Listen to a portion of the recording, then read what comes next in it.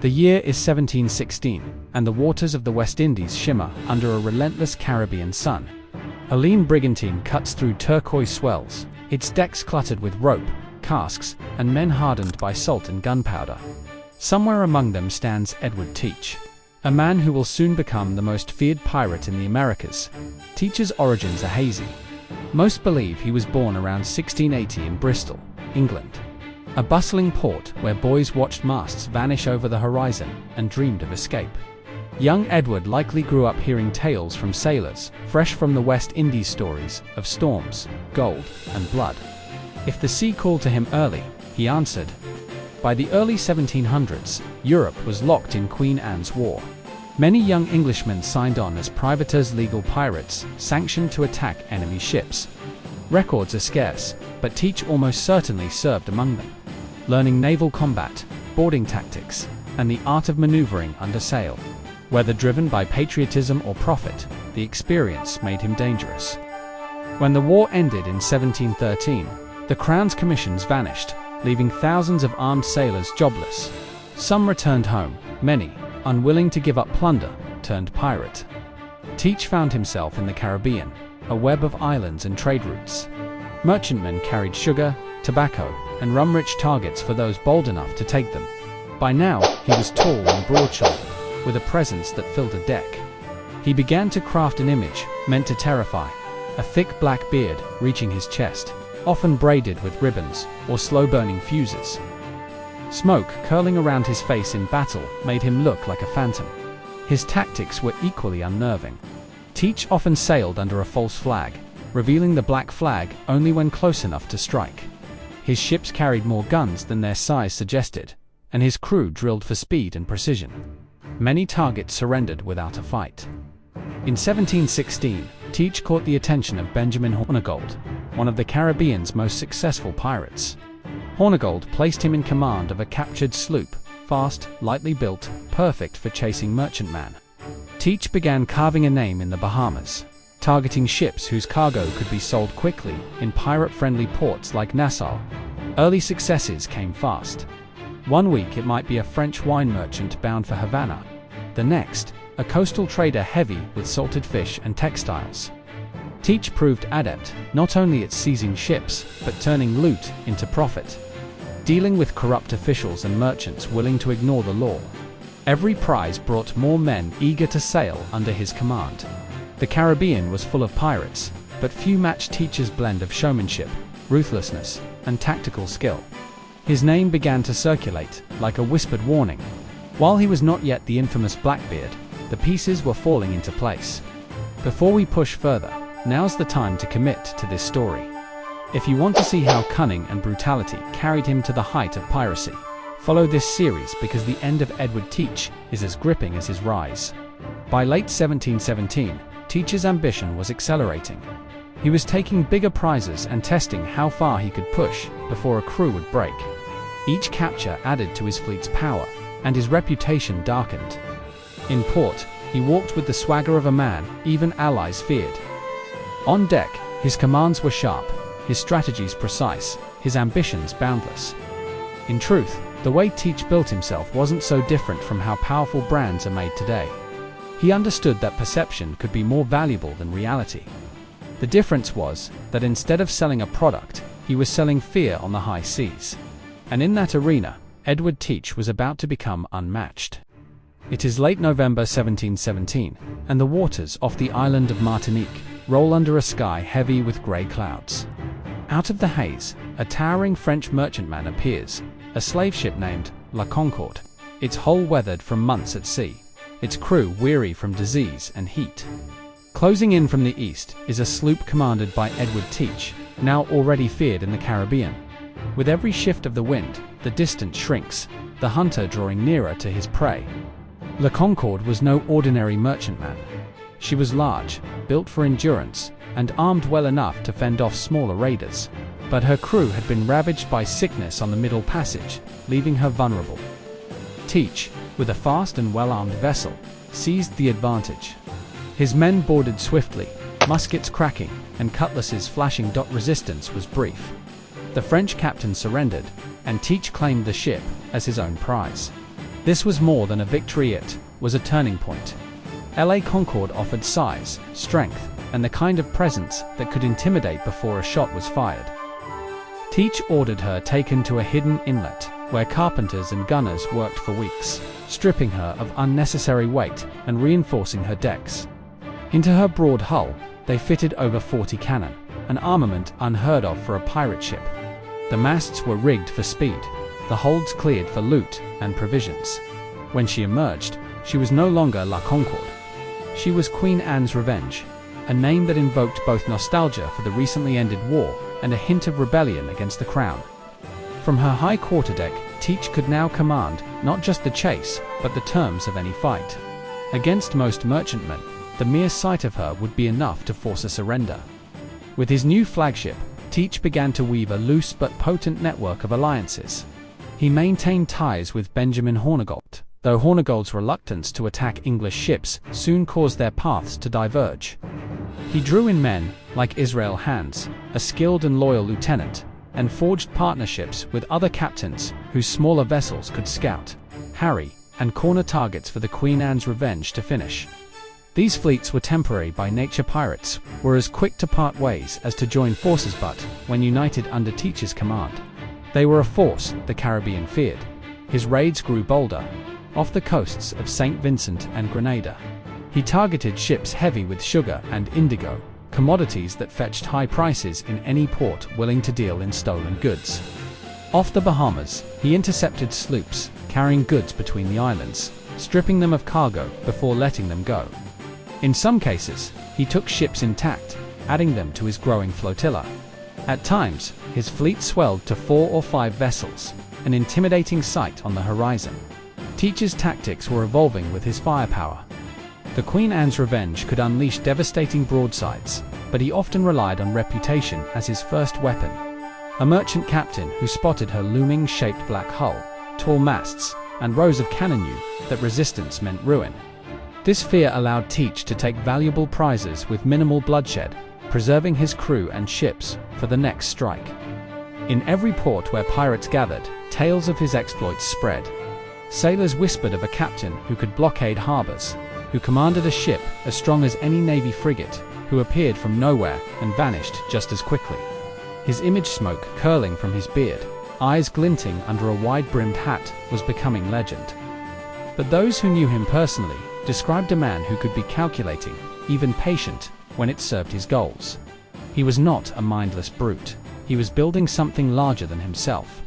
By early 1718, the Queen Anne's Revenge was a floating fortress, and her captain was no longer a rising name. He was the name in Caribbean piracy. His fleet roamed trade lanes from the Lesser Antilles to the Carolinas, and his growing network of allies meant no merchant ship could feel safe. Every raid added to his notoriety, and with notoriety came both opportunity and risk. Naval forces were beginning to take notice. Teach had transformed a captured slave ship into the most feared vessel in Atlantic waters. His rise had been swift, his influence spreading like the smoke from his battle fuses. But as with all who climb quickly in such a brutal trade, enemies were gathering just out of sight. The hunt for Edward Teach had not yet begun in earnest, but the pieces were falling into place. In a way, what Teach accomplished mirrors how modern powerhouses in business or politics leverage a single major asset into a platform for dominance. He turned one captured ship into a symbol, one symbol into a network, and one network into a reign of fear. The difference is that in his world, a bad decision didn't cost reputation, it cost lives. May 1718, the waters off the Carolina coast shimmer in the heat. But for the people of Charleston, the horizon holds no comfort.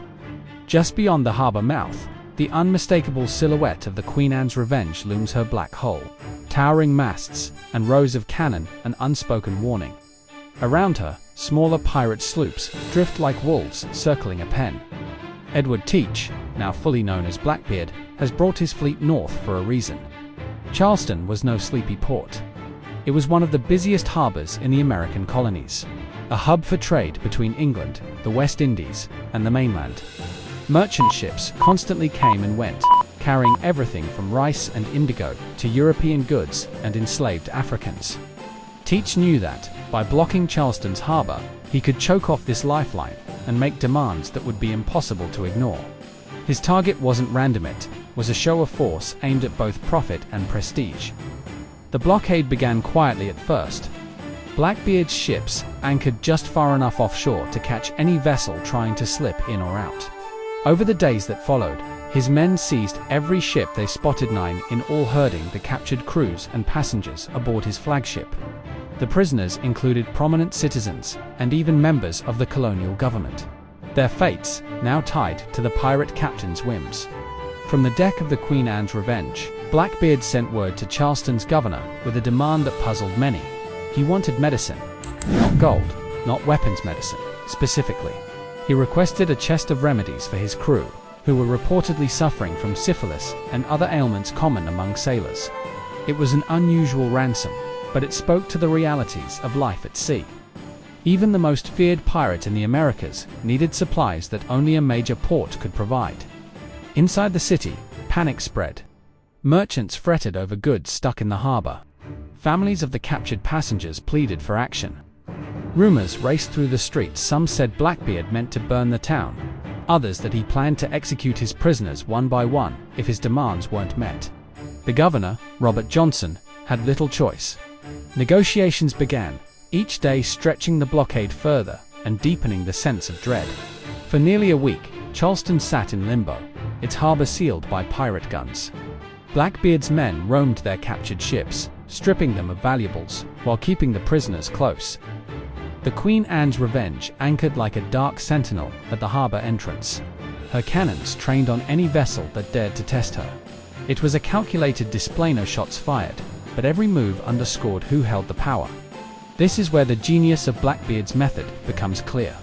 He didn't need to raise the city or slaughter its people. By holding the port hostage, he demonstrated that he could control one of the richest colonies without spilling blood, at least for now. If you're starting to see how his blend of fear, strategy, and restraint made him unlike any other pirate of his time, stay with this series. What comes next will show how quickly even the strongest position can unravel. After days of tense waiting, the medicine chest was finally delivered. True to his word, Blackbeard released the prisoners and allowed the captured ships to depart.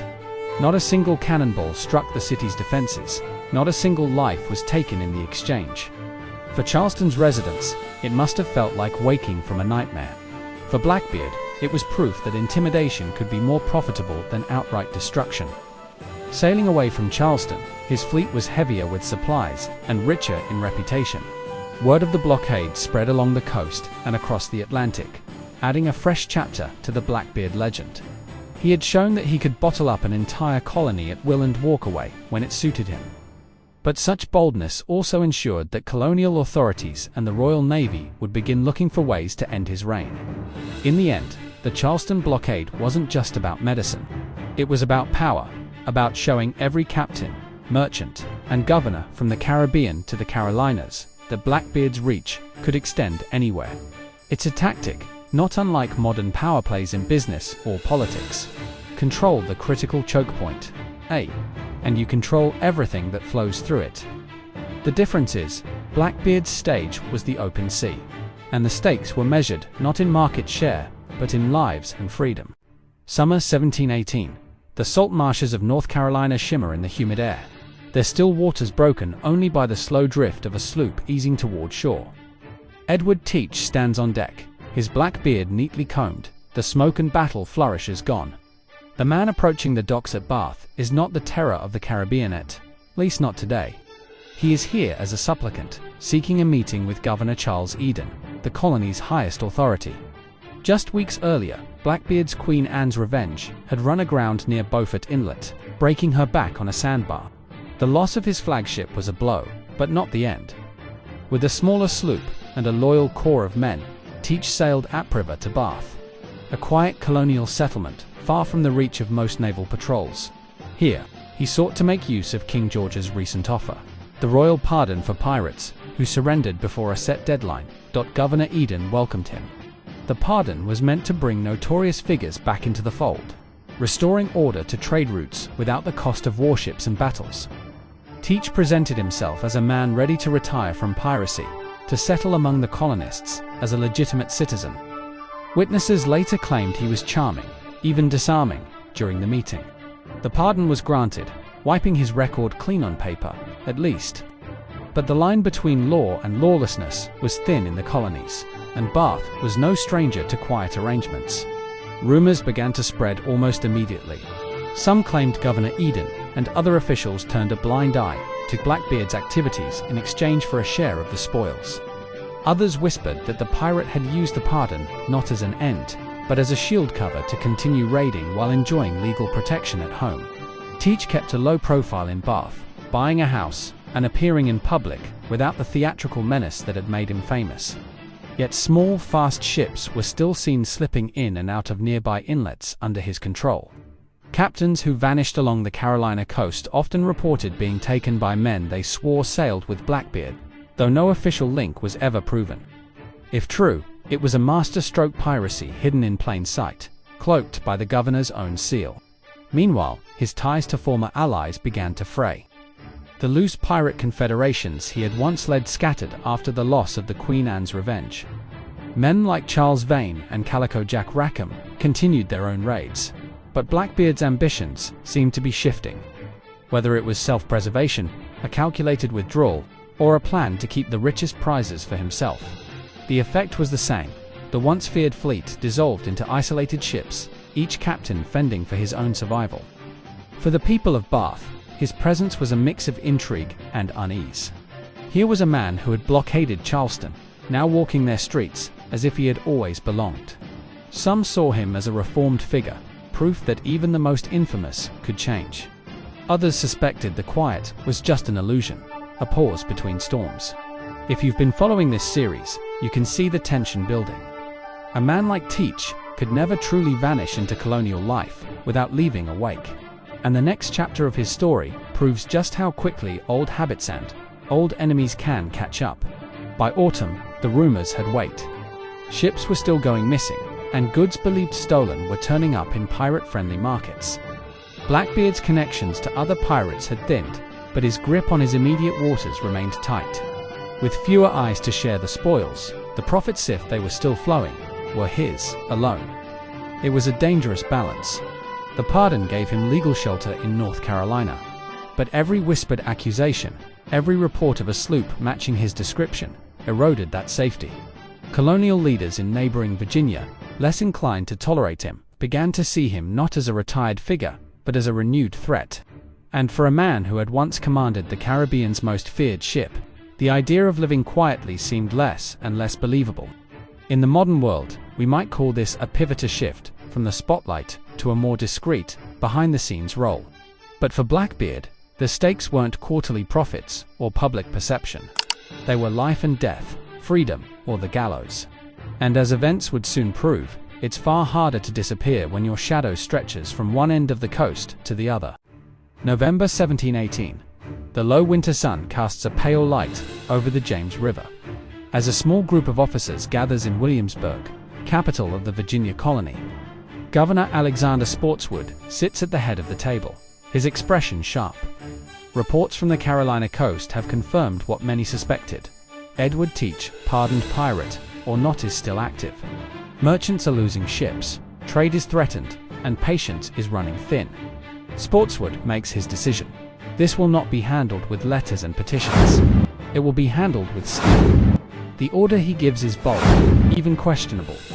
North Carolina's waters and towns are not his jurisdiction, but Spotswood isn't waiting for formalities.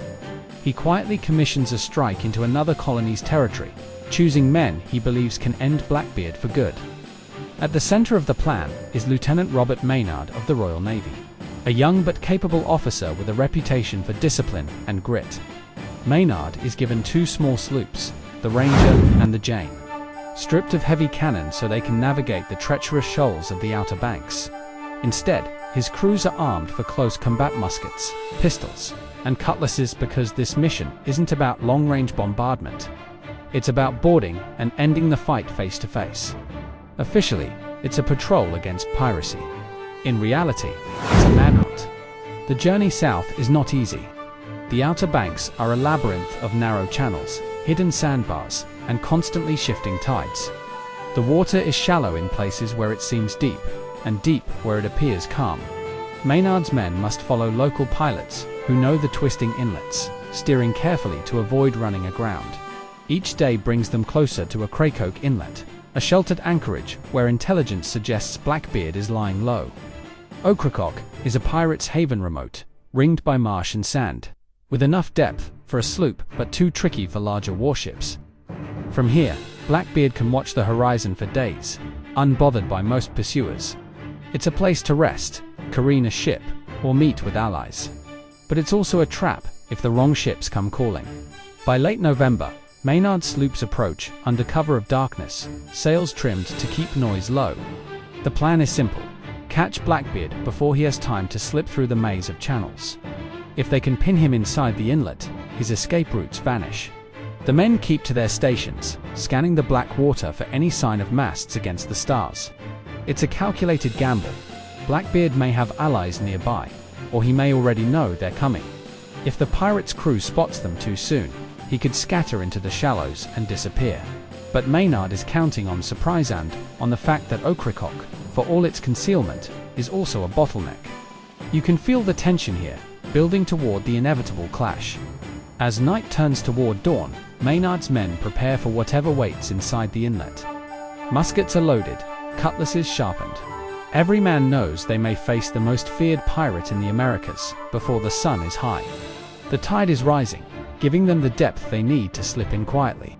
All that remains is to see if their prey is truly there. Blackbeard, meanwhile, is believed to be anchored with a small crew, possibly unaware of the danger bearing down on him. Or perhaps he knows and is ready to meet it head-on. For a man who built a career on calculated intimidation, facing down a naval force might be more temptation than threat.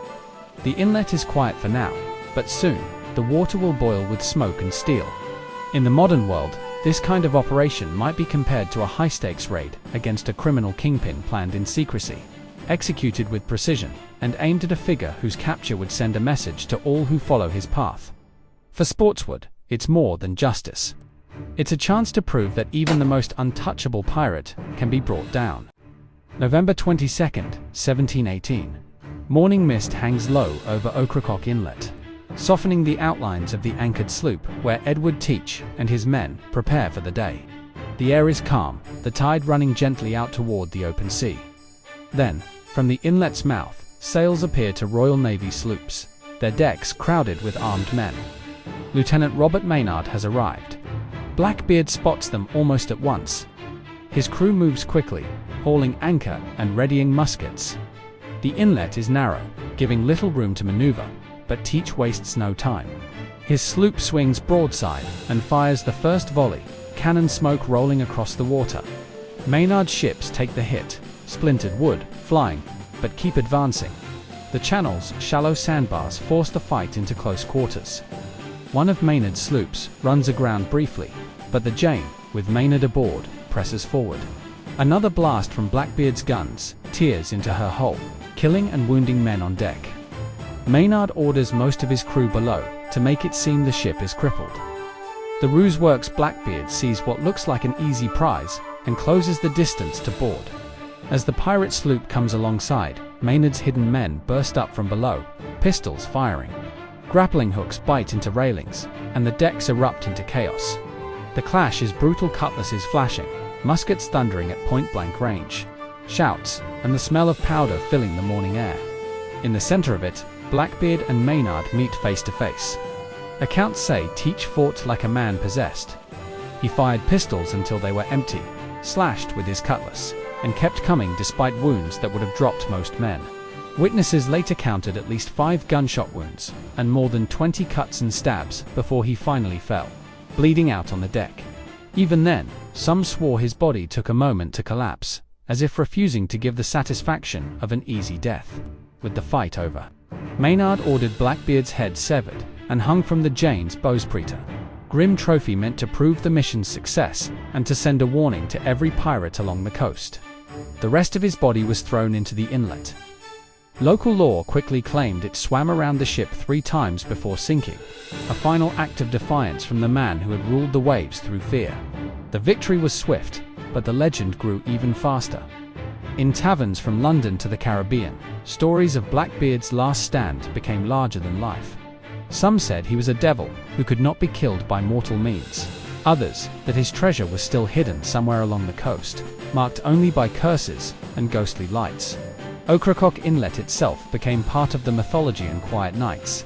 Some swore you could still hear his voice or see a flicker of light where his ship once anchored. The real Edward Teach was more complex than the myth. He was not the bloodthirsty madman of popular imagination, nor a noble rogue fighting the Empire. He was a calculated opportunist who understood the value of image and intimidation as much as brute force. His genius lay in making his enemies believe he was more dangerous than any pirate who had come before, and in many ways, they were right to believe it. In the modern world, Blackbeard's rise and fall feels almost familiar. He built a brand through fear, spectacle, and carefully chosen moments of restaurant and used it to dominate his rivals. But like any figure who thrives at the edge of the law, his success carried the seeds of his destruction. The very notoriety that gave him power also made him too big to ignore, and once the full weight of authority moved against him, there was no safe harbor left. Edward Teach's life ended in the shallows of Ocracoke, but his legend never ran aground. It still sails in books, films, and ghost stories. A reminder that sometimes the line between man and myth is drawn not by what we do, but by the stories others tell after we're gone.